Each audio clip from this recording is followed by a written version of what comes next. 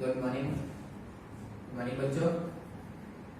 इससे पहले वाले लेक्चर्स में एसएचएम पढ़ाया था, बहुत सारी बातें मैंने बता दी है, बहुत सारा टॉपिक पढ़ा दिया है। मैंने आपको बोला था क्वेश्चन सॉल्व करने को, बहुत कम लोगों ने अभी क्वेश्चन सॉल्व किया है। ठीक है, घर में बैठे हो, बोर हो रहे हो, इससे अच्छा क्या करो, क्वेश्चन सॉल्व कर लो। देखो कल को क्या होना है मेरे को भी नहीं पता, आपको भी नहीं पता, कोरोना रहेगा, हम रहेंगे, कौन रहेगा नहीं पता। अब अगर एंड में मरना ही है तो थोड़ा पढ़ के मरते हैं, थोड़ा ज्ञानी बन के मरते हैं। मूर्ख बन के मरने से अच्छा है थोड़ा नॉलेज गेन कर लो, थोड़ा क्वेश्चन सॉल्व कर लो, फिर मर जाए। ठीक है, जब तक लाइफ में अपन पढ़ा रहे, अगर अपन पढ़ा रहे तो पढ़ना भी चाहिए। ठीक है, वेस्ट नहीं जाना चाहिए किसी एनर्जी। देखते हैं कल वाले लेक्चर में ना हमने लास्ट में ये क्वेश्चन तुमको बोला था कि आपको ये होमवर्क में सॉल्व करना है। ठीक है, हार्डली 1 से 2 लोगों ने मेरे को सॉल्व करके ये क्वेश्चन सेंड किया था, बाकी लोग सब आराम से बैठे हैं घर में, इंतजार कर रहे हैं कि कब कोरोना आएगा और उनकी मुलाकात होगी उससे। ठीक है, बहुत अच्छा, कीप ऑन वेटिंग, आपका वेट सक्सेसफुल हो, भगवान करे आपको 2-3 बार कोरोना लगे। इस वाले क्वेश्चन में अप्रोच कैसे करना है, ठीक है, अभी मैं सॉल्व नहीं करूंगा, मैं सिर्फ आपको अप्रोच बताने वाला हूँ। अब अप्रोच क्या था, आपको क्या करना है, पहले तो इक्विलिब्रियम फोर्स रिलेशन लिखना है। अब इक्विलिब्रियम फोर्स रिलेशन देखो क्या होगा, यहाँ का टेंशन जो है वो यहाँ के एनर्जी को बैलेंस करेगा।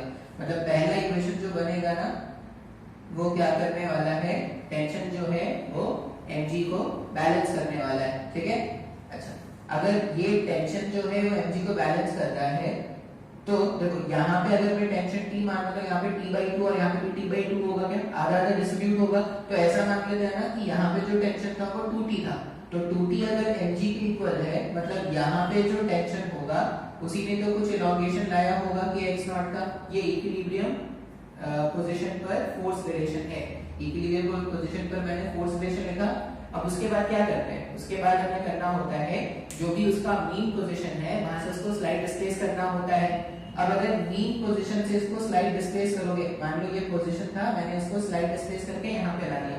अब यहाँ से यहाँ जब मैं इसको डिस्प्लेस करके लाऊंगा, मान लो मैंने बोला कि मैंने इसको कुछ तो x अमाउंट डिस्प्लेस किया है। ठीक है, अच्छा, ये जो पुली है अगर ये x नीचे गया तो ये पुली भी x नीचे जाना चाहिए ना। अच्छा, और पुली कंस्ट्रेंट्स हम क्या बोलते थे कि इस वाले एंड का डिस्प्लेसमेंट प्लस इस वाले एंड का डिस्प्लेसमेंट डिवाइडेड बाय 2, इस वाले एंड पुली का डिस्प्लेसमेंट होता है क्या। अच्छा, ये तो फिक्स एंड से बंधा हुआ है तो इसका डिस्प्लेसमेंट 0 होगा, तो अगर ये x नीचे गया है ना तो कंस्ट्रेंट से ये क्या होना चाहिए, ये ट्वाइस ऑफ x जो स्प्रिंग है वो इलोंगेट कर जाएगा एक्स्ट्रा।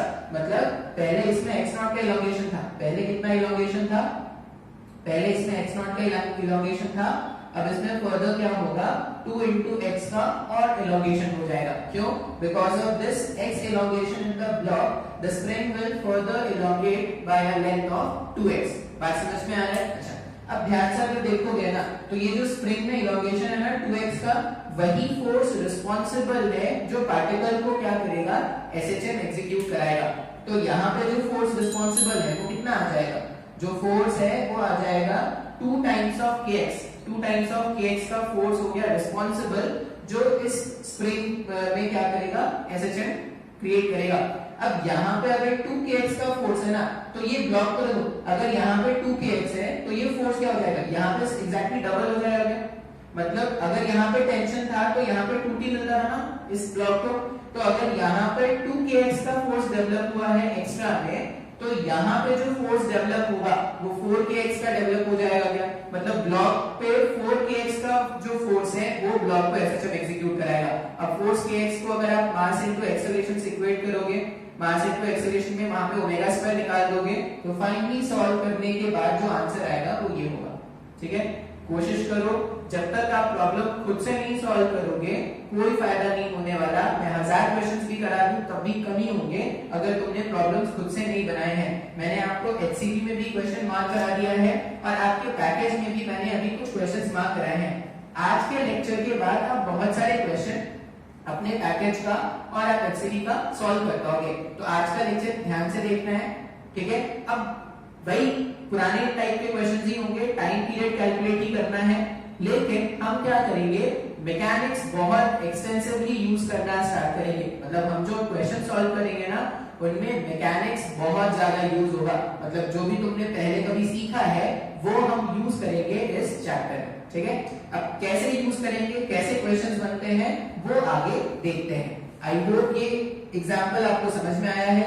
ये एग्जांपल मैंने कल वाले लेक्चर में बताया था और मैंने आपको बोला था ये आप सॉल्व करना। अगर आप सॉल्व नहीं कर रहे हो तो लेक्चर्स देखने का कोई मतलब नहीं है, इससे अच्छा आप कुछ और देख लो, टाइम अच्छे से स्पेंड करो, कुछ और देख। सही, ये देखते हैं ये क्वेश्चन, ठीक है। अब ये क्वेश्चन में क्या है ना, अभी से पहले वाले जितने भी क्वेश्चन थे सिर्फ एक एक ब्लॉक देते रहे, अब क्या है दो ब्लॉक है, दो ब्लॉक है तो दोनों ब्लॉक एक्सटेंड कर सकते हैं क्या, क्योंकि दोनों स्प्रिंग से कनेक्टेड है। अगर दोनों स्प्रिंग से कनेक्टेड है, दोनों को स्प्रिंग वाला अगर फोर्स मिलेगा तो उसके कारण क्या होगा, दोनों ही ब्लॉक्स क्या कर सकते हैं, एसएचएम एग्जीक्यूट कर सकते हैं। अब क्वेश्चन में पूछा जाएगा एक ऐसा सिस्टम दिया हुआ है और आपसे बोला जाएगा कि ये जो सिस्टम है, सिस्टम का टाइम पीरियड बताओ, ये जो पार्टिकल्स है पार्टिकल्स का टाइम पीरियड बताओ, ऐसा आपसे पूछा जाएगा, ठीक है। अच्छा, अभी इससे पहले वाले क्वेश्चन में सिर्फ एक ब्लॉक होता था, सिर्फ एक ब्लॉक को एनालाइज कर लेते थे, F = -kx का फोर्स जैसे ही आता था टाइम पीरियड कैलकुलेट कर लेते थे। अब ये जो क्वेश्चन है कैसे सॉल्व करेंगे, कैसे सॉल्व करेंगे, तो वो जो शॉर्टकट था ना कि फोर्स ऐसे डिस्ट्रीब्यूट हो रहा है, फोर्स एक्स्ट्रा फोर्स ये था तो टाइम पीरियड कैलकुलेट कर लो एंड सो ऑन, वो मेथड यहाँ पे थोड़ा मुश्किल होगा उस तरह से एनालाइज करना। तो हम क्या करेंगे, एकदम बेसिक अप्रोच जो हमने सीखा है, तो वो बेसिक मेथड हमेशा काम आएगा।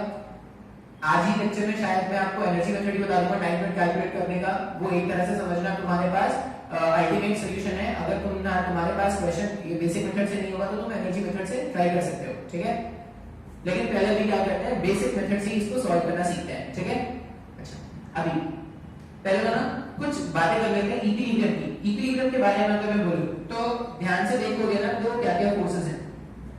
ये जो कैपिटल M वाला ब्लॉक है इसका खुद का वेट mg नीचे लग रहा है, धागे का जो टेंशन है T वो उसको बैलेंस कर रहा है, ये टेंशन टेंशन टेंशन टेंशन, ये टेंशन यहाँ पे भी लिखा, यही टेंशन यहाँ पे लिखा, ये ट्वाइस बन के यहाँ पे लिखा एंड सो ऑन, ऐसा टेंशन दिख रहा है।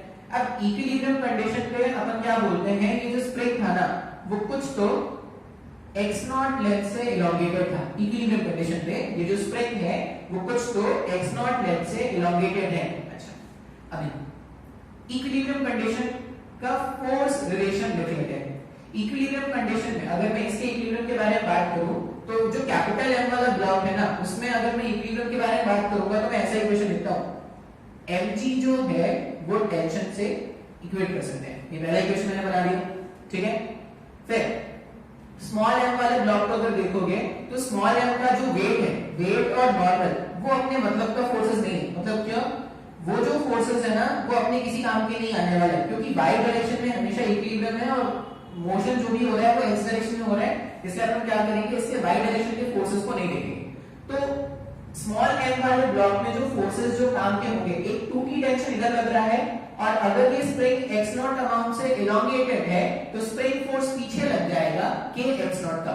इसका मतलब अपन स्मॉल m वाले ब्लॉक पर अगर इक्वेशन लिखे ना, जो हमारे काम का इक्वेशन है वो ऐसा हो जाएगा 2t ट्वाइस ऑफ टेंशन जो है वो k x0 के इक्वल आ जाएगा। ये मेरा सेकंड इक्वेशन था जो मैंने स्मॉल m वाले मास के लिए लिखा है। पहला equation capital M, second equation small m, इन दोनों इक्वेशन को मैंने लिख दिया, ठीक है। अब हम क्या जानते हैं, जो हमने बेसिक कंस्ट्रेंट पढ़ा है, ध्यान से देखना।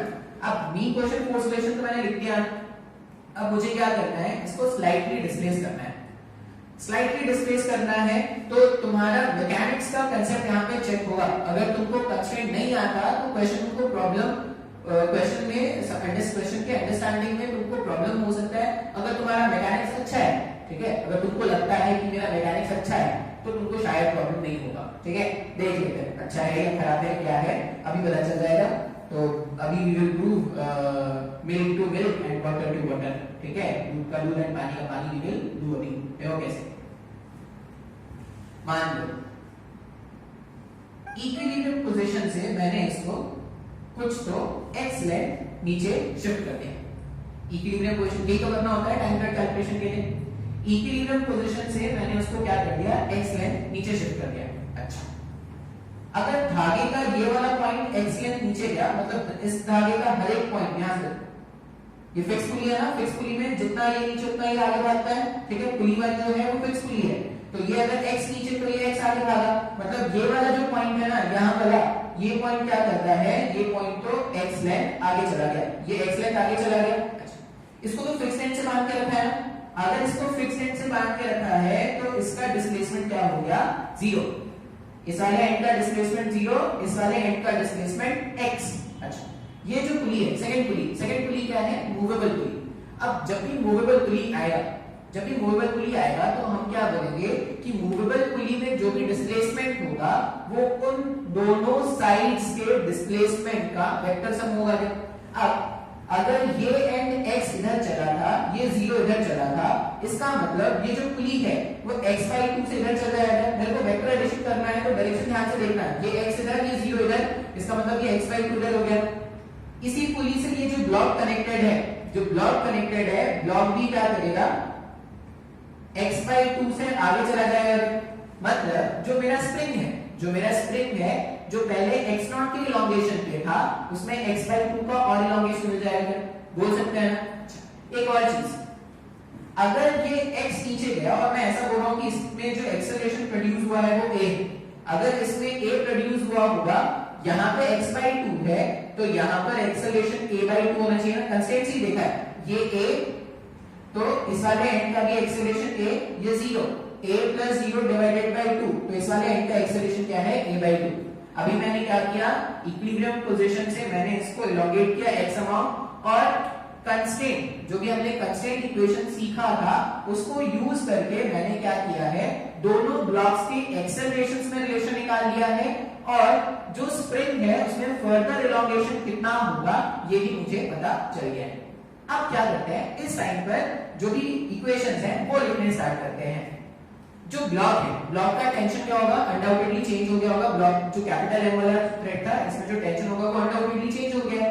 अच्छा, अगर डिस्प्लेसमेंट इस तरफ है तो इस रेशियो को पॉजिटिव मानते हैं, ऐसे ही मानते हैं, ठीक है। तो अगर मैं इक्वेशन लिखना स्टार्ट करूं ना, तो देखो मैं इक्वेशन कैसा लिखूंगा। पहला इक्वेशन, इक्विलिब्रियम कंडीशन के बाद जब x का इलॉन्गेशन हो गया है तब का इक्वेशन लिख रहे हैं।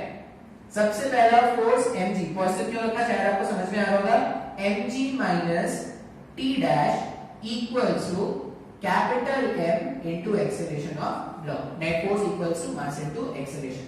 वो कैपिटल M वाले ब्लॉक के लिए मैंने ऐसा इक्वेशन लिख दिया, ठीक है। स्मॉल m वाले ब्लॉक को देखो, स्मॉल m वाले ब्लॉक को देखोगे तो यहां पर 2t डैश का टेंशन इसको आगे लेके जाना चाह रहा है, a/2 2t डैश का टेंशन इसको क्या करना चाह रहा है, आगे लेके जाना चाह रहा है। स्प्रिंग का जो फोर्स होगा वो उसको रोकने की कोशिश कर रहा है। अगर स्प्रिंग का फोर्स इसको रोकने की कोशिश करेगा तो ऐसा इक्वेशन बनेगा क्या, 2t डैश, ये ब्लॉक को आगे ले जा रहा था, ब्लॉक को 2t डैश अगर आगे लेके जा रहा है, इसको रोकेगा कौन, इसको रोकने वाला है minus of k x0 plus x/2। x0 का इलॉन्गेशन पहले था, अभी x/2 का और इलॉन्गेशन हो गया, equals to small m into a। देख सकते हैं ना, ऐसा हमने क्या लिख दिया, equals to small m into a। अभी मेरे पास दो इक्वेशन आ गए, अब मेरे को दोनों को क्या करना है, सॉल्व करना है। सॉल्व करने का बेस्ट तरीका यहाँ पे एलिमिनेशन दिख रहा है, क्योंकि अपने को t डैश नहीं चाहिए इक्वेशन। अपने को जब हम क्वेश्चन सॉल्व करते हैं, टाइम पीरियड फाइंड करते हैं, तो t डैश एलिमिनेट करना होता है। मैं ऊपर वाली इक्वेशन को, मान लो ये जो पहला इक्वेशन था, फर्स्ट इक्वेशन, ये हमारा सेकंड इक्वेशन। फर्स्ट इक्वेशन को ना पूरे को क्या करते हैं, 2 से मल्टीप्लाई कर देते हैं, 2 2 2। फर्स्ट इक्वेशन में पूरे इक्वेशन को 2 से मल्टीप्लाई कर दो और फर्स्ट और सेकंड इक्वेशन को आपस में ऐड कर दो। ये जो फर्स्ट और सेकंड इक्वेशन है, फर्स्ट और सेकंड इक्वेशन को आपस में अगर आप ऐड करोगे तो ये -2t डैश और ये +2t डैश, ये दोनों आपस में कैंसिल आउट हो जाएंगे क्या, तो जो कैंसिल आउट हो गया उसको हटा देते हैं। अब जो नया इक्वेशन दिख रहा है, दोनों को ऐड करने पर 2 टाइम्स ऑफ कैपिटल Mg इधर दिख रहा है, ये हो जाएगा -ax0 माइनस में kx/2 और यहां पर आ जाएगा, अच्छा इसका एक्सेलरेशन है a/2 था, स्मॉल m वाले ब्लॉक का एक्सेलरेशन a/2 था, तो फाइंड द इक्वेशन ऐसा लिखेगा 2ma प्लस na/2। अच्छा कभी कभी ना कैलकुलेशन में कुछ मिस्टेक हो जाता है, इससे पहले वाले वीडियो में कुछ कैलकुलेशन में मिस्टेक था, कुछ लोगों ने पॉइंट किया, बहुत अच्छा लगा मेरे को कि आप एटलीस्ट ध्यान से वीडियोस को देखते हो। कैलकुलेशंस में अगर मिस्टेक हो रहा है, देखो मैं इंसान हूं, गलती हो सकती है मुझसे भी, तो कैलकुलेशंस में अगर मिस्टेक हो रहे हैं तो आपको क्या रहना पड़ेगा, एक्टिव रहना पड़ेगा। आप याद करने तो बैठे नहीं हो वहां पे, आप चेक करना, अपने कॉमन सेंसेस चालू रखना जब भी आप वीडियो देख रहे हो। कुछ भी अगर ऐसा लगे कि सर यहाँ पे ऐसा कैलकुलेशन कैसे कर दिया आपने या कुछ मिस्टेक हो गया है, तो आप मुझे प्लीज इन्फॉर्म करना, ठीक है। अगर ऐसा कुछ भी प्रॉब्लम हुआ तो ऐसे मैं बहुत ज्यादा ध्यान रख रहा हूँ कि मिस्टेक्स ना करूं मैं, ठीक है, लेकिन इंसान हूं, गलती कर देता हूं मैं भी। अच्छा अभी देखते हैं, mg जो है वो टेंशन के बराबर है, ठीक है। तो इसको अगर मैं 2 से मल्टीप्लाई कर देता ना, तो 2t जो है वो 2t, ये दोनों अगर इक्वल है तो ये दोनों भी इक्वल हो जाएंगे ना, kx0 जो है वो twice of mg के बराबर है। इसका मतलब ये kx0 और ये 2mg भी आपस में क्या हो जाएंगे, कैंसिल हो जाएंगे, ठीक है। अभी जैसे ही आपने कैंसिल कर दिया ना, अब इक्वेशन तो ऐसा दिख रहा है, minus of kx/2 equals to, ये एलसीएम लेके इधर भेज देते हैं, 4 times of m into a plus small m a divided by 2। ये 2 से ये 2 अगर आप कैंसिल कर दोगे तो देखो एक्सेलरेशन ऐसा दिख रहा है, एक्सेलरेशन इक्वल्स टू क्या हो जाएगा, माइनस k into x, ठीक है, और यहां पे आ जाएगा 4m प्लस स्मॉल m। ऐसा कुछ इक्वेशन बन गया क्या? यही तो हमारे एसएचएम का इक्वेशन होता है, ऐसे ही तो एसएचएम का जो इक्वेशन होता है। अब इसमें ये x के साथ जो फैक्टर मल्टीप्लाइड है, x के साथ जो भी फैक्टर मल्टीप्लाइड होता था वही तो ओमेगा स्क्वायर है। x के साथ मैंने जो भी फैक्टर मल्टीप्लाई किया और देखा था वही तो ओमेगा स्क्वायर होता था। अब अगर ये पता है तो टाइम पीरियड पता चल जाएगा, टाइम पीरियड देखो क्या हो जाएगा, that implies time period equals to 2 by root over of 4m plus small m divided by k। ये टाइम पीरियड होगा क्वेश्चन में जो अपने को फाइंड करना है। अच्छा क्वेश्चन, मैकेनिक्स मतलब LLM plus simple harmonic motion. ध्यान से क्वेश्चन को पॉज करके, स्क्रीन को पॉज करके ध्यान से देखना, एक बार जब समझ में आ जाए तभी नोट करना। कुछ भी डाउट हो बिना डरे, जितने डाउट आप पूछ सकते हो पूछ लेना, क्योंकि चैप्टर में बार बार बोल रहा हूँ, चैप्टर बहुत ज्यादा इंपॉर्टेंट है। ये सब चैप्टर ऐसे होते हैं ना जो अब जो बच्चे जब पढ़ते रहते हैं तब उनको समझ में आता है, लेकिन जैसे ही वो इनको सॉल्व करना छोड़ देते हैं ना तो उनके दिमाग से गायब हो जाता है। तो तुम्हारे दिमाग से गायब ना हो इसके लिए बहुत जरूरी है कि आप रेगुलरली प्रैक्टिस करते रहो। आई होप ये क्वेश्चन आपको क्लियर होगा। बात समझ में आया क्या? स्क्रीन पॉज करना और नोट डाउन कर लेना। अब नेक्स्ट टॉपिक हम देखेंगे, ये मेडिकल के पॉइंट ऑफ व्यू से बहुत ज्यादा इंपॉर्टेंट होता है। नेक्स्ट टॉपिक हमारे पास है कॉम्बिनेशन ऑफ स्प्रिंग्स। अपने को क्या करना है, स्प्रिंग को कंबाइन करना सीखना है। अब कॉम्बिनेशन ऑफ स्प्रिंग्स में कुछ वैसा ही है जो आपने क्लास 10th में कॉम्बिनेशन ऑफ रेजिस्टर्स के नाम से सीखा था। क्लास 10th में अगर थोड़ा बहुत पढ़े हैं, 10th अगर पास किया था हमने अपने दम पे, तो हमको कॉम्बिनेशन ऑफ रेजिस्टर्स आता होगा। देखते हैं भाई क्या है कॉम्बिनेशन ऑफ रेजिस्टर्स, सॉरी देखते हैं क्या है कॉम्बिनेशन ऑफ स्प्रिंग्स, ठीक है। अब कॉम्बिनेशन ऑफ स्प्रिंग का मतलब क्या होता है, जैसे रेजिस्टर, पहले तो मैं आपको रेजिस्टर बता दूं। मैं बोलता था कि ऐसे इस तरह से अगर रेजिस्टर्स कनेक्टेड होते थे, ये ऐसे जब रेजिस्टर्स कनेक्टेड होते थे, मान लो R1 R2 और R3, अब इनका इक्विवेलेंट ढूंढते थे। इक्विवेलेंट ढूंढते थे, इसका ये मतलब होता था कि इन तीन रेजिस्टर्स, ये तीन रेजिस्टर्स मिलके जो काम कर रहा है ना, वो काम मुझे एक अकेले रेजिस्टर से कराना है। आप ऐसा समझो, रेजिस्टर्स को आप समझ लो बल्ब। मान लो रूम है, रूम में 3 बल्ब लगे हैं, बल्ब 1, बल्ब 2, बल्ब 3। अब ये तीनों मिलके क्या कर रहे हैं, एक रूम को ब्राइटन अप कर रहे हैं, ठीक है, कुछ इंटेंसिटी से रूम को ब्राइटन अप कर रहे हैं। मैं क्या चाहता हूं कि इन तीनों बल्ब को हटा के एक ऐसा बल्ब लगा दिया जाए, इन तीनों बल्ब को हटा के एक ऐसा बल्ब लगा दिया जाए जो उतना ही ब्राइटनेस क्रिएट करे जो इन तीनों ने मिलकर किया था। तो इन तीनों का काम अगर ये अकेला रेसर कर सकता है तो इनको अपन क्या बोलते हैं, इनका इक्विवेलेंट। ऐसा कुछ हमने क्या किया था, पढ़ा था।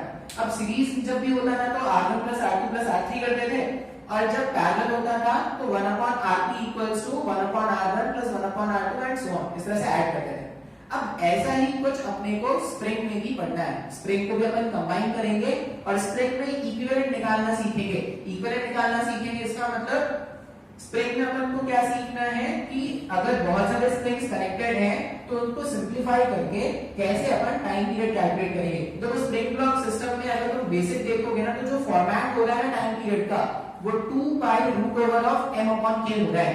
और क्वेश्चन में जितने भी स्प्रिंग ब्लॉक सिस्टम है सबका टाइम पीरियड का फॉर्मेट जो है वो 2π√m/k इफेक्टिव, ऐसे ही कुछ फॉर्मेट होगा। चेंज क्या हो रहा है, सिर्फ k का वैल्यू चेंज हो रहा है अलग अलग क्वेश्चंस में। आप देखना कभी क्वेश्चन में 4k आ गया, कभी k/4 आ गया, कभी k/2 आ गया। तो अपन याद क्या रखेंगे कि स्प्रिंग ब्लॉक सिस्टम अगर है तो टाइम पीरियड का जो फॉर्मेट होगा वो 2π√m/k के फॉर्मेट में होगा, जहां पे k का मतलब k इफेक्टिव। मतलब आज का जो लेक्चर है ना उसमें अपने को k इफेक्टिव कैलकुलेट करना सीखना है। तो हम k इफेक्टिव कैसे कैलकुलेट करेंगे वो देखते हैं, ठीक है। हमने बोला हम क्या सीखने वाले हैं, कॉम्बिनेशन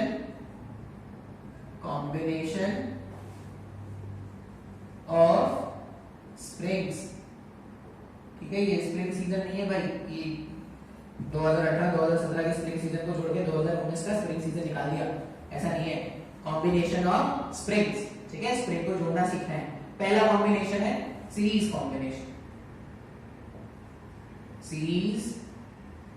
कॉम्बिनेशन, ठीक है। प्रूफ भी यहाँ पे है, बता दूंगा प्रूफ, लेकिन प्रूफ कोई काम का नहीं है, ठीक है।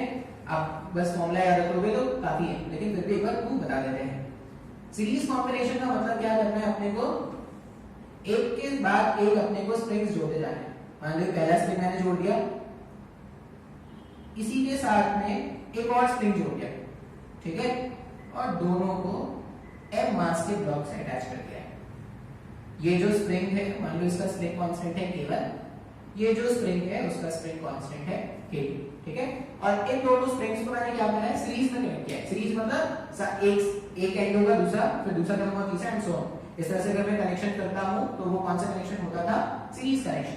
तो मैंने स्प्रिंग्स को ऐसे सीरीज में कनेक्ट करके रखा है, ठीक है। अब मैं k इक्विवेलेंट निकालना चाहता हूं। k इक्विवेलेंट मतलब फिर से इन दोनों स्प्रिंग्स ने मिलके जो काम किया है, मैं एक अकेला स्प्रिंग से वही काम चाहता हूं। इसका मतलब मैं सिस्टम को ना ऐसा बनाना चाहता हूं, ऐसा। अब ऐसे बनाने का फायदा क्या है, मान लो इन दोनों का इक्विवेलेंट जो k इक्विवेलेंट कुछ तो मेरे पास आ गया। अब अगर k इक्विवेलेंट इन दोनों को हटा के मैंने एक ऐसा डायग्राम बना दिया है तो इसका टाइम पीरियड कैलकुलेट करना बहुत ही आसान हो जाएगा। क्या इसका टाइम पीरियड डायग्राम देख के अपन क्या बोल देंगे, 2π√m/k इक्विवेलेंट हो जाएगा। तो इस तरह के कॉम्बिनेशन को अगर मैं ऐसे कन्वर्ट कर दूं, इस तरह के कॉम्बिनेशन को अगर ऐसे कन्वर्ट कर दिया जाए तो बहुत ही इजीली टाइम पीरियड कैलकुलेट कर सकते हैं।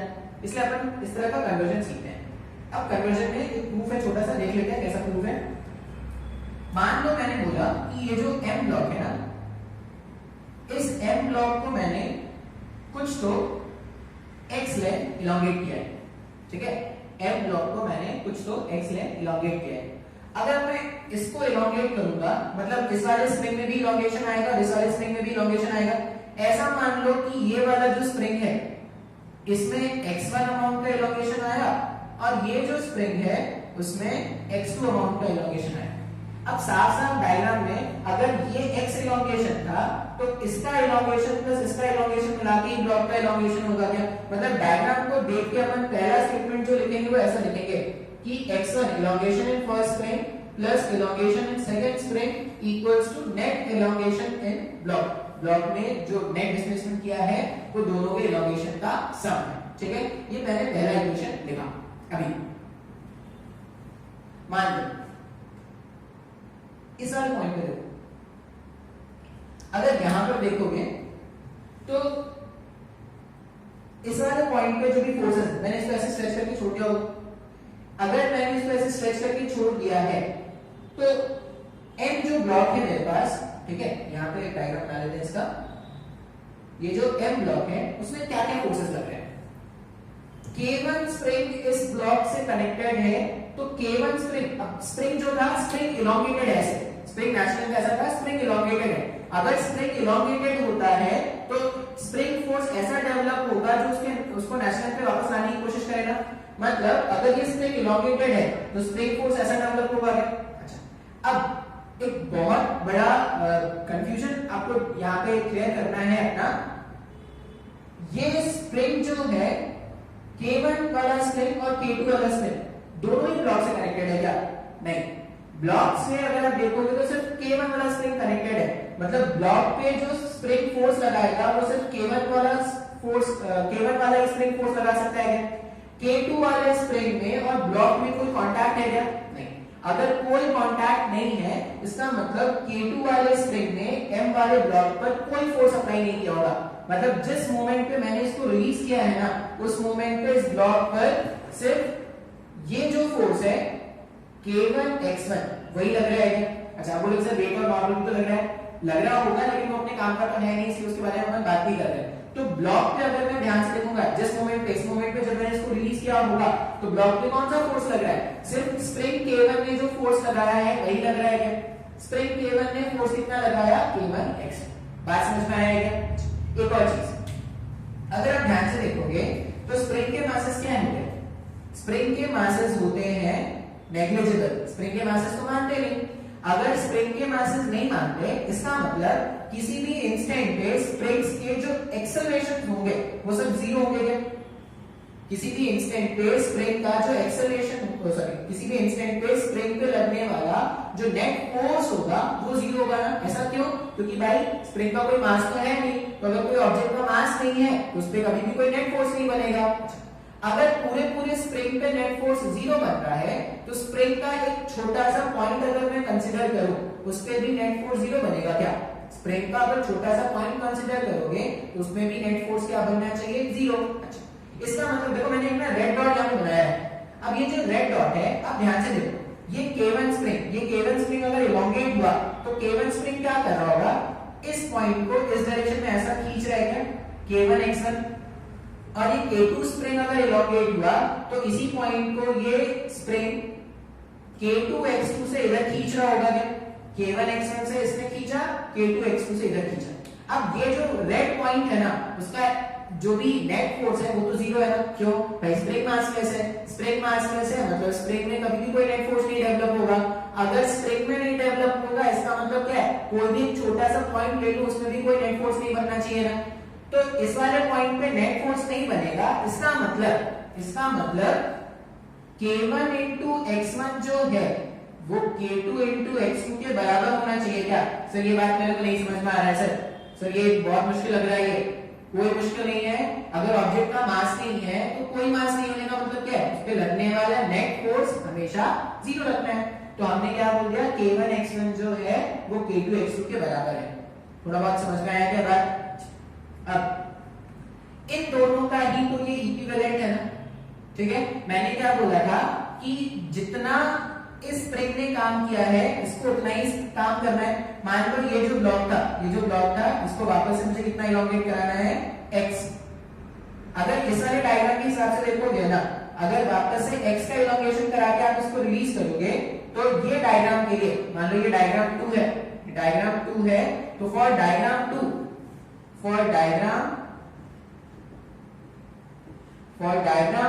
अपन रिलेशन क्या लिखेंगे? अब यहां पर सिर्फ एक ही स्प्रिंग है ना, x का इलोंगेशन अगर है तो जो फोर्स डेवलप होगा वो क्या हो जाएगा? k इक्विवेलेंट इनटू x के बराबर हो जाएगा क्या? अब जो फोर्स यहां इसमें इस वाले ब्लॉक में डेवलप हुआ वो k इक्विवेलेंट इनटू x होना चाहिए। अच्छा, मैंने क्या बोला कि जितना इन दोनों ने मिलकर काम किया वही इसको भी करना है। इसका मतलब जितना फोर्स इस वाले ब्लॉक में डेवलप हुआ है इस स्प्रिंग के कारण, उतना ही इसके कारण भी डेवलप हुआ होगा क्या? तो अगर उतना ही इसके कारण भी डेवलप हुआ है तो k इक्विवेलेंट इनटू x ये जो है वो K1 X1 के बराबर है क्या? देखो जितना फोर्स इस वाले ब्लॉक में यहाँ पे मिला था उतना यहाँ पे भी डेवलप होना चाहिए। तो k इक्विवेलेंट इनटू x जो है वो K1 X1 के बराबर होना चाहिए। और अगर वो K1 X1 के इक्वल है तो वो K2 X2 के भी इक्वल होना चाहिए। देख सकते हैं ना ऐसा, ये जो फोर्स डेवलप हुआ ब्लॉक पे, इस वाले डायग्राम पे, वो मैंने क्या देखा, K इक्वल इनटू x हो रहा है, इस वाले ब्लॉक में K1 X1 हो रहा है और K1 X1 खुद K2 X2 के बराबर है, तो ऐसा रिलेशन लिख सकते हैं क्या? अब अगर मैं इन दोनों की इक्वेट करूं ना, देखो ये इन दोनों को, तो इन दोनों को इक्वेट करने से तो ऐसा आएगा हमारे पास x इक्वल्स टू क्या आ जाएगा, f divided by k equivalent. इन दो इक्वेशंस को अगर मैं इक्वेट करूं तो मेरे पास x का value f divided by k equivalent आ गया।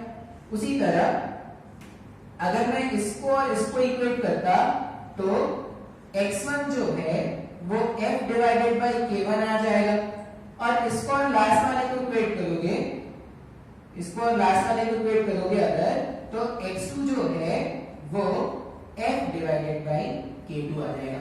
अब इतना फाइंड करने के बाद x1 x2 x, अगर आप उनके वैल्यूज उस इक्वेशन में पुट करोगे ना, देखो x1 x2 x सबके वैल्यूज अगर आप पुट करोगे, x1 का मतलब क्या था, x1 का मतलब है f divided bye k1, x2 का मतलब क्या है, x2 का मतलब है f डिवाइडेड बाय k2, और x का मतलब क्या है, x का मतलब है f divided by k equivalent. f f f cancel अगर मैंने कर दिया तो 1 अपॉन k इक्विवेलेंट जो है वो 1 upon k1 plus 1 upon k2 भी लिख सकते हैं क्या सर? ये फॉर्मूला तो पैरेलल कॉम्बिनेशन ऑफ रेजिस्टर्स में आया था sir, 1 upon r equivalent equals to 1 upon r1 plus 1 upon r2 होता था सर वहां पे। तो मतलब स्प्रिंग का सीरीज कनेक्शन और रेजिस्टर्स के पैरेलल कनेक्शन एक जैसे है।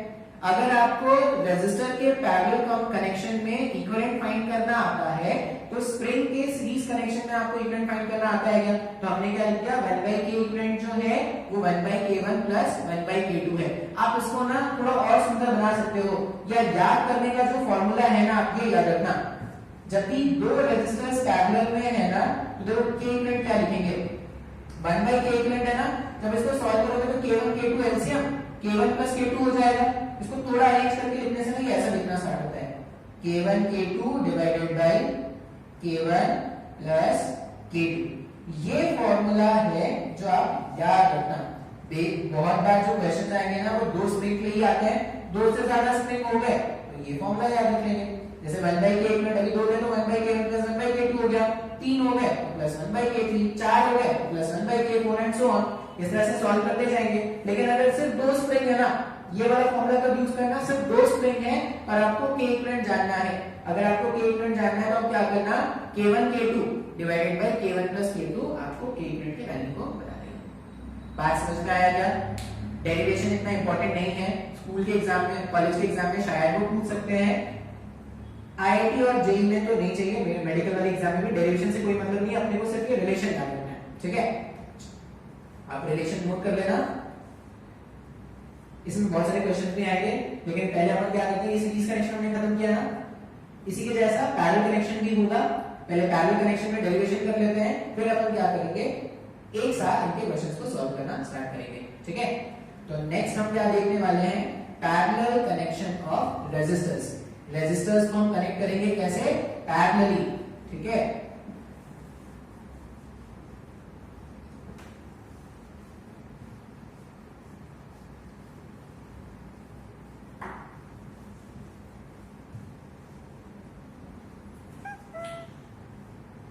जिंदगी बहुत बोरिंग हो गई है, कुछ काम नहीं रहा है बचा करने को,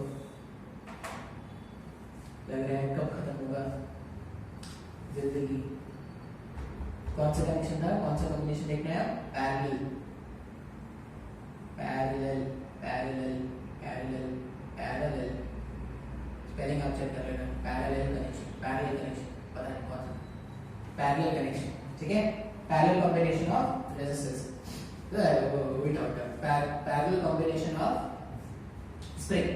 अब इस तरह के कनेक्शन को हम क्या बोलेंगे, पैरेलल कनेक्शन। देखो कैसा, ये पहला स्ट्रिंग, ये दूसरा स्ट्रिंग, दोनों को हमने क्या कर दिया, एक ब्लॉक से अटैच कर दिया स्मॉल f मास का।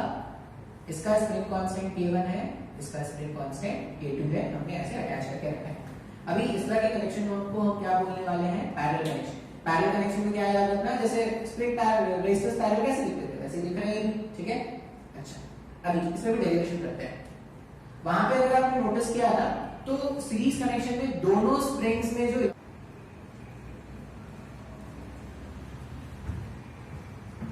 अभी हमने सीरीज कनेक्शन ऑफ स्प्रिंग्स देख लिया था, ठीक है। अभी क्या करते हैं, पैरेलल कनेक्शन देखते हैं, ठीक है। स्प्रिंग्स को पैरेलली कैसे कनेक्ट करना है और अगर स्प्रिंग पैरेलली कनेक्शन का मतलब क्या है वो समझना है अपने को, और उनका इक्विवेलेंट कैसे निकालते हैं वो समझना है। आसान है, देखते हैं। सीरीज कनेक्शन तो बहुत ही आसान था, डेरिवेशन इतना इंपॉर्टेंट नहीं है। आप क्या करोगे, सीधा फॉर्मूला याद रख सकते हो 1/k1 plus 1/k2 and so on.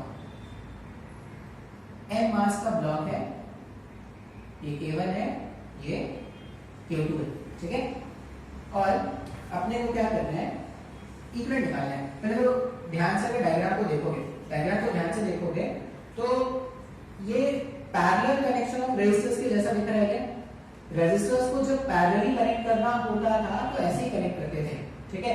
अगर रेजिस्टर्स को पैरेलली कनेक्ट करना होता था तो ऐसा कनेक्ट करते थे। अभी मुझे क्या करना है, इनका इक्विवेलेंट निकालना है। इक्विवेलेंट मतलब दोनों को हटा के सिर्फ एक स्प्रिंग से काम चलाना है क्या, और वही इसका के इक्विवेलेंट होगा।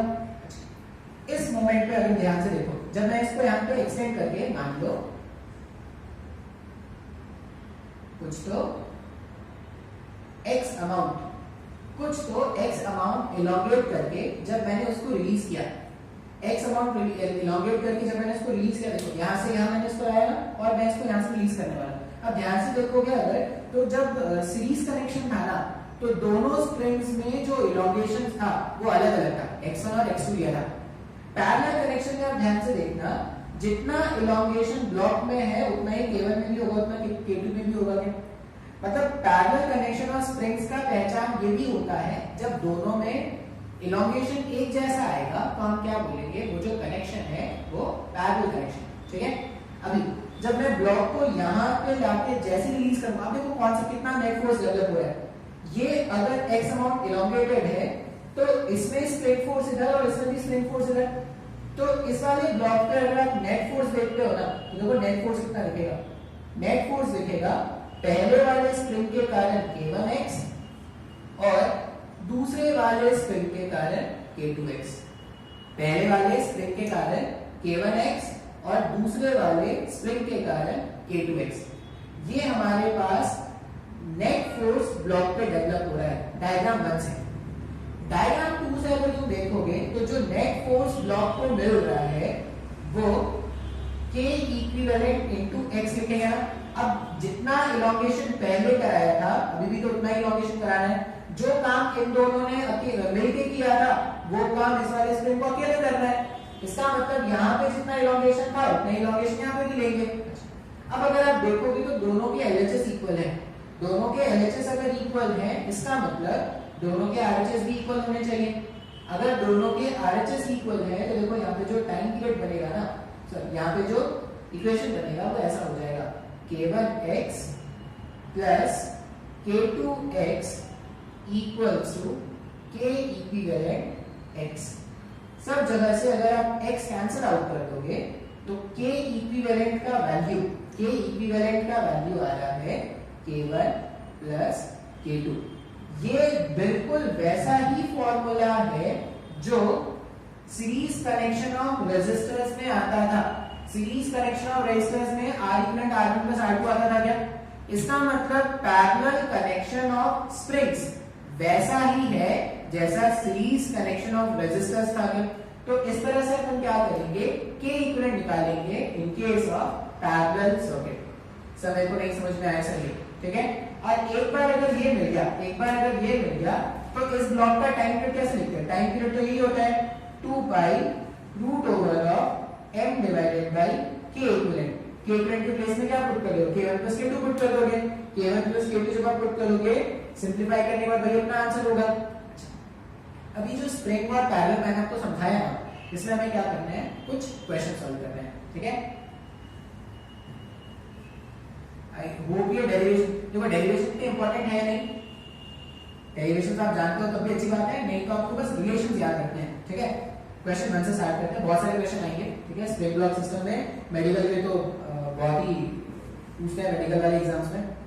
देखो पहला क्वेश्चन क्या है, जो भी क्वेश्चन तो है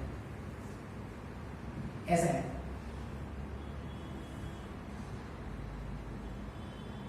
स्प्रिंग ब्लॉक स्प्रिंग, ठीक है। पहला क्वेश्चन है K1 K2 और K, ठीक है। और ऐसा बोला गया है फाइंड टाइम पीरियड, अपने को टाइम पीरियड क्या करना है, कैलकुलेट करना है। ये जो स्मॉल एन ब्लॉक है उसका टाइम पीरियड ऑफ ऑसिलेशन क्या होगा ये अपने को कैलकुलेट करना है।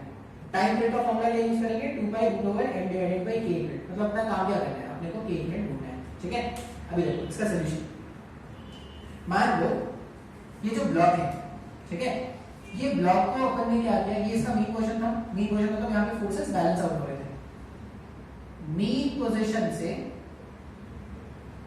कुछ तो x अमाउंट इसको इस तरफ शिफ्ट कर दिया। अब जैसे ही इसको x अमाउंट शिफ्ट किया ना, मैंने क्या देखा, ये जो स्प्रिंग है, ये स्प्रिंग एलोंगेट हो गया है। अगर ये स्प्रिंग एलोंगेट हुआ है तो इस स्प्रिंग के कारण ब्लॉक को जो फोर्स मिलेगा वो इस डायरेक्शन में मिलेगा और वो कितना हो जाएगा, केवल x के बराबर हो जाएगा। चलिए नहीं समझ में आया सर, स्प्रिंग एलोंगेट हुआ तो इस एलोंगेटेड स्प्रिंग के कारण इसको जो फोर्स मिला वो कितना मिला, केवल x, ठीक है। ये जो K2 स्प्रिंग है वो एलोंगेट हुआ क्या, नहीं, K2 स्प्रिंग तो कंप्रेस हुआ है, K2 स्प्रिंग x अमाउंट से कंप्रेस हो गया। अगर स्प्रिंग कंप्रेस हुआ तो फोर्स जो जनरेट होगा वो किस डायरेक्शन में जनरेट होगा, मतलब इस K2 वाले स्प्रिंग के कारण भी स्मॉल m को जो फोर्स मिलेगा K2x वो इस डायरेक्शन में आएगा। ध्यान से अगर आप देखोगे तो वो जो ब्लॉक m है उसको ना दो फोर्सेस मिल रहे हैं। ब्लॉक m पर जो नेट फोर्स डेवलप हो रहा है वो K1x प्लस K2x है, नेट फोर्स। अब डिस्प्लेसमेंट इस तरफ है, फोर्सेस इस तरफ है, सॉल्व करने के लिए माइनस की लगा देंगे ना। नेट फोर्स को अपन क्या लिख सकते हैं, मास into acceleration minus of K1 plus K2 times of x।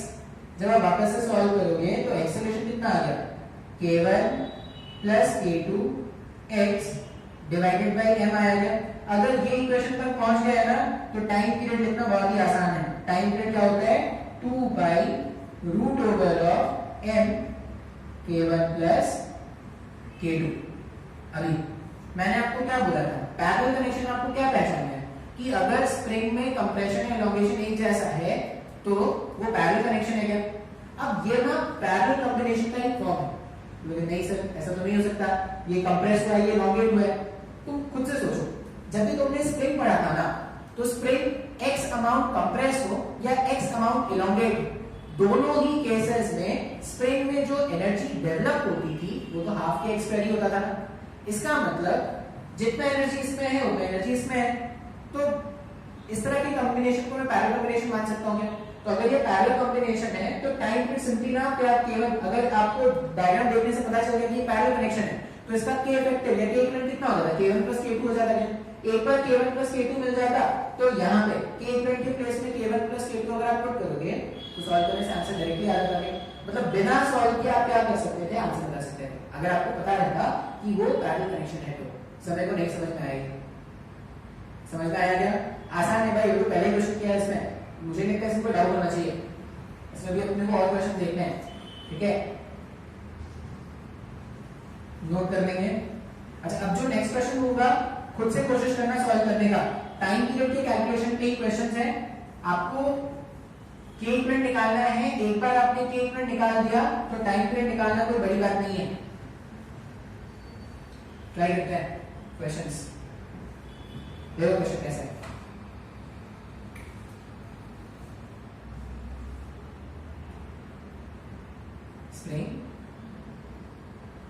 Spring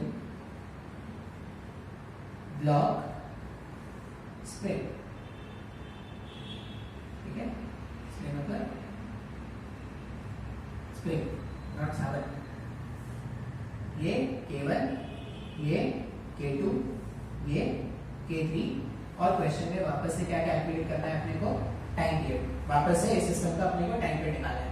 एक तो बेसिक तरीका होगा, इलॉन्गेट करो, कंप्रेस करो, चेक करो नेट फोर्स कितना हुआ, सॉल्व करो। अगर बेसिक अपने करने वाला है, हम देख के आंसर बता सकते हैं। देखो कैसे, ये K1 और ये K2 ये कैसे कनेक्टेड है, K1 K2 पैरेलल कनेक्टेड है। तो K1 K2 अगर पैरेलल कनेक्टेड है, मैं इस डायग्राम को ऐसा भी सोच सकता हूं क्या, अगर ये K1 K2 पैरेलल कनेक्टेड है, इन दोनों के प्लेस में मैंने एक स्प्रिंग लगा दिया जिसका इक्विवेलेंट कितना हो जाएगा, K1 प्लस K2। सर ये मेरे को नहीं समझ में आया। अगर आपको ये पैरेलल कनेक्शन दिख रहा है तो पैरेलल कनेक्शन की इक्विवेलेंट तो ऐसे लिख देना, फिर ब्लॉक एम मास का ब्लॉक और वापस एक और स्प्रिंग, ठीक है, K3, वापस से एक और स्प्रिंग K3। अब ये कनेक्शन कैसे है, सर ये भी तो पैरेलल कनेक्शन ही है। अगर ये भी पैरेलल कनेक्शन है, इसका मतलब K इक्विवेलेंट जो सिंपली आना चाहिए वो K1 plus K2 plus K3 आ रहा है।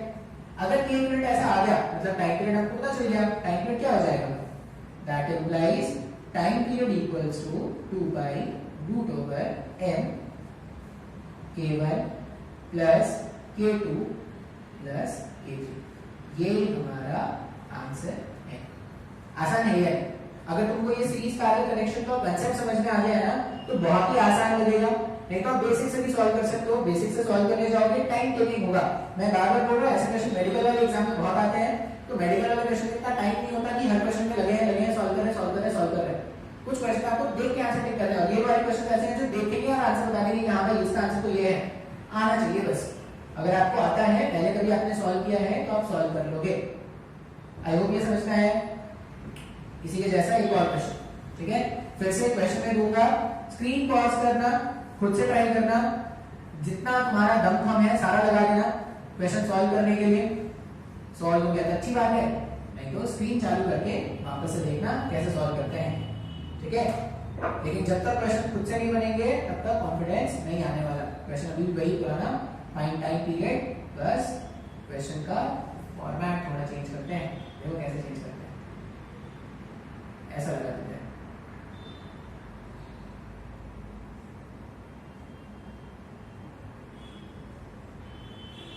ऐसे 3 spring K1 K2 K3 M, find the time period. ये डायग्राम, ठीक है।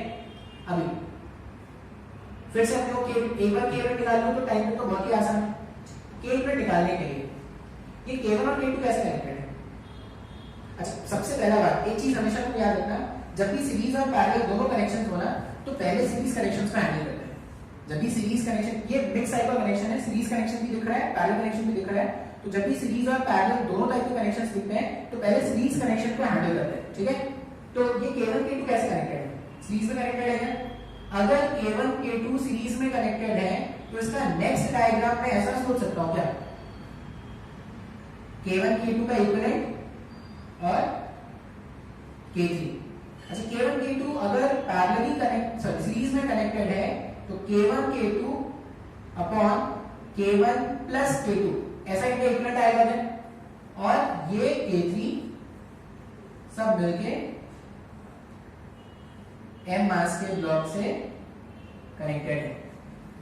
अब ये दोनों कनेक्शन कैसा हो गया, पैरेलल हो गया ना। अगर पैरेलल है तो K इक्विवेलेंट हो कैसा निकलेगा, K इक्विवेलेंट आ जाएगा K1 into K2 K1 plus K2 plus K3। एक बार मेरे को K इक्विवेलेंट मिल गया तो टाइम पीरियड जो है वो 2 by root over m upon K equivalent हो जाएगा। ये हमारा आंसर होगा। आई होप ये बहुत ही आसान लग रहा होगा तुमको। अब आसान है लेकिन आपको क्या करना है, ये सब नहीं करना है, ये सिर्फ काम जाना है, ये सब नहीं करना है आपको। जब भी एग्जाम में ऐसे क्वेश्चन आएंगे ये सब नहीं करना आपको सिर्फ सीधा आंसर लिखना है। अच्छा भाई K1 K2 ये तो सीरीज है, सीरीज है मतलब ये, अच्छा इसके साथ पैरेलल मतलब जो ऐड कर दो K इक्विवेलेंट सीधा, वो कैलकुलेशन दिमाग में हो जाना चाहिए, कॉपी में करने की जरूरत नहीं है। कुछ क्वेश्चन ऐसे होंगे जो तुम कॉपी में करोगे, कुछ क्वेश्चन ऐसे होंगे जो तुम्हारे दिमाग में कैलकुलेशन चलेंगे। तो दिमाग में कुछ और चल रहा है सर, कैलकुलेशन कैसे होगा, वो डेवलप करना है अपने दिमाग को। ये समझ में आया। एक अच्छा क्वेश्चन से सॉल्व करते हैं, एक एचसीवी का प्रॉब्लम है वो सॉल्व करते हैं।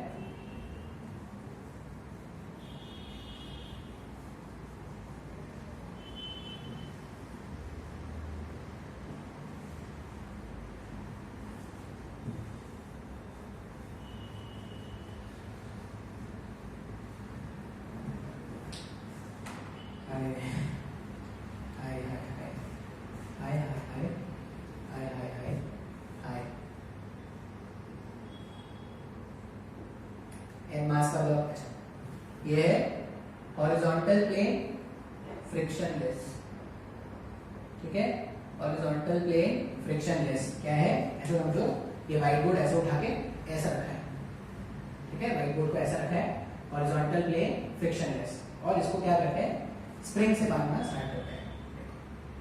पहला स्प्रिंग, पहला स्प्रिंग है, पहला स्प्रिंग, ठीक है, स्प्रिंग कांस्टेंट कितना के, दूसरा स्प्रिंग,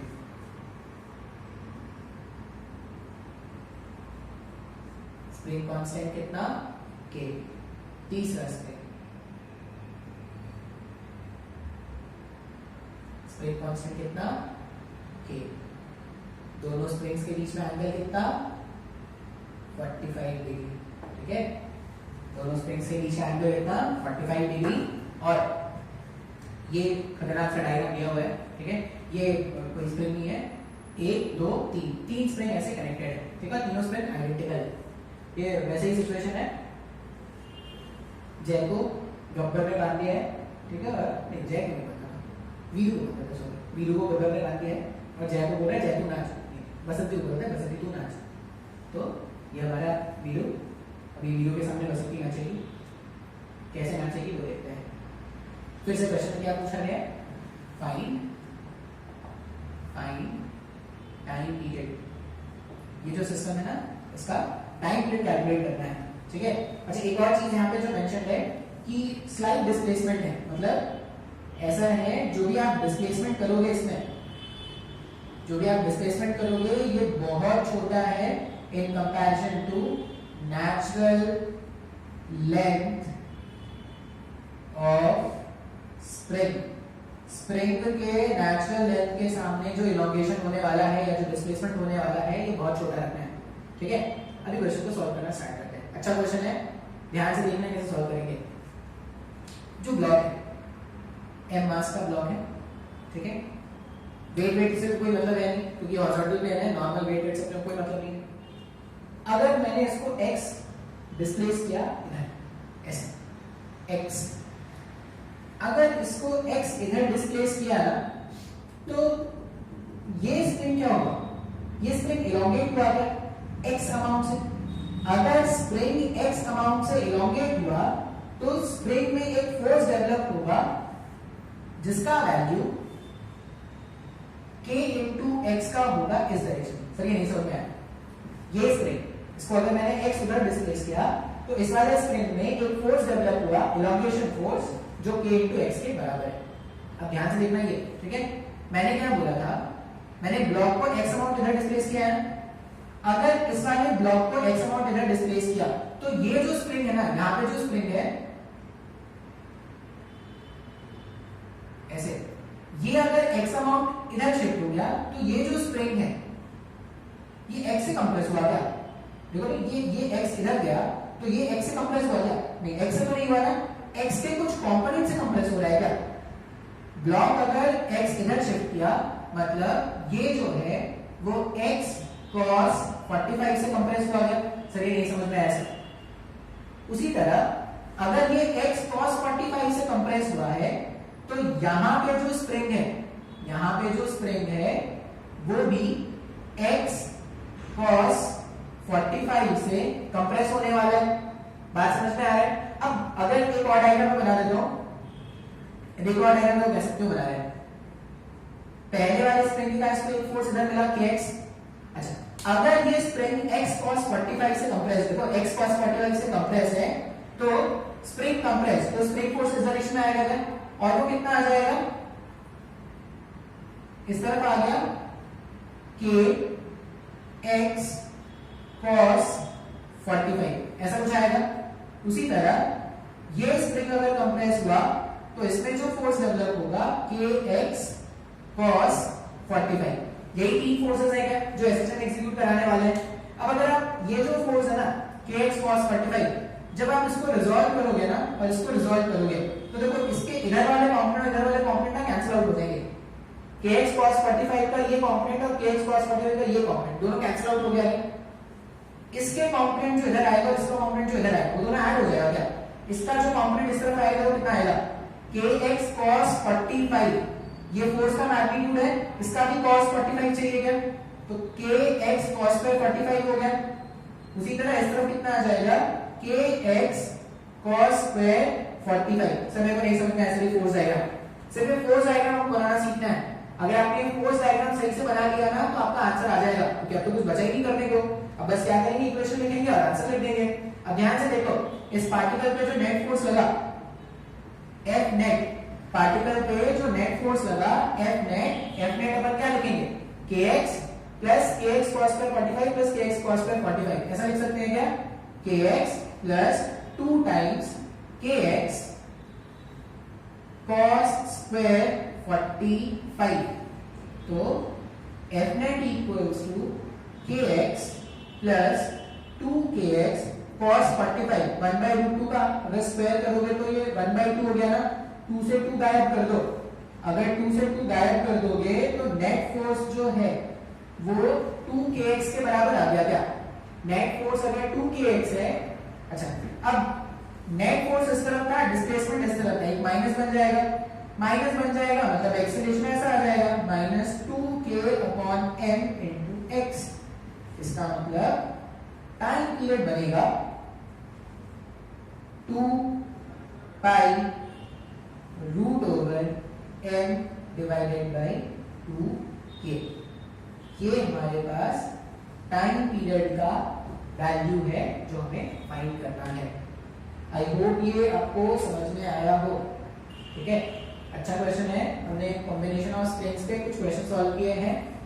बेसिक क्वेश्चन मैंने आपको बता दिया कैसे सॉल्व करना है। आप सबसे पहले तो आइडेंटिफाई करना कि स्प्रिंग पैरेलल है, सीरीज में है, कैसा कनेक्शन है। एक बार ये आइडेंटिफाई कर लिया तो टाइम पीरियड का सिंपल सा फॉर्मूला जो आपको याद रखना है वो क्या है, टाइम पीरियड का सिंपल सा फॉर्मूला है 2 पाई √m divided by k equivalent. अब कुछ भी करके आपको k इक्विवेलेंट निकालना है। अगर k इक्विवेलेंट निकालने में प्रॉब्लम हो रहा हो तो आप बेसिक तरीके से सॉल्व करना। बेसिक मतलब x अमाउंट इलोंगेट कर लेना, देखना कितना नेट फोर्स डेवलप हो रहा है, जो नेट फोर्स डेवलप हो रहा है उसको मास इनटू एक्सेलरेशन से इक्वेट करके ओमेगा स्क्वायर निकालना। एक बार ओमेगा मिल जाएगा तो टाइम पीरियड मिल जाएगा। आई होप ये टॉपिक आपको समझ में आया हो, इंपॉर्टेंट है, क्वेश्चंस होंगे बेस्ड इस पे, ठीक है। तो आज के लिए इतना ही रहने देते हैं, ठीक है। चलो सॉल्व करना है इसके क्वेश्चंस।